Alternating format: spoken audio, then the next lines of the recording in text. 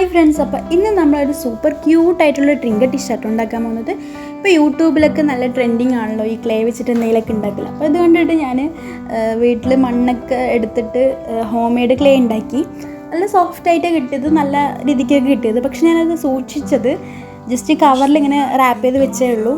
അത് നല്ലോണം റാപ്പ് ചെയ്ത് ബോക്സിലൊക്കെ ഇട്ട് വെക്കണം എന്നുള്ളത് എനിക്കറിയില്ലായിരുന്നു. ഞാനത് ചെയ്യാൻ വേണ്ടിയിട്ട് എടുക്കുന്ന സമയത്ത് ഫുള്ള് ഡ്രൈ ആയിരിക്കുന്നു ഗൈസ്. അതുകൊണ്ടൊന്നും ചെയ്യാൻ പറ്റില്ല, അത്രയും കഷ്ടപ്പെട്ട് വെറും വേസ്റ്റ് ആയിപ്പോയി.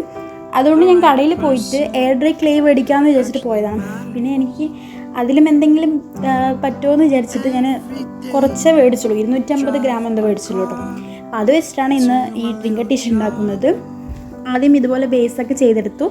പിന്നെ ഞാൻ കുറച്ച് ക്ലേ ആക്കി വന്നപ്പോൾ ഞാനൊരു ഈ ടെഡിനെയും കൂടി ഇതുപോലെ ചെയ്തെടുത്തു. പിന്നെ ഞാനിതിൽ പെയിൻറ്റിങ് കൊടുക്കുന്നത് പിങ്ക് ചെക്ക്ഡ് പാറ്റേൺ ആണ് ഇപ്പോൾ ചെയ്തത്. അങ്ങനെ അത് കൊടുത്തു. പിന്നെ ടെഡിനെയും വെച്ച് കൊടുത്തു.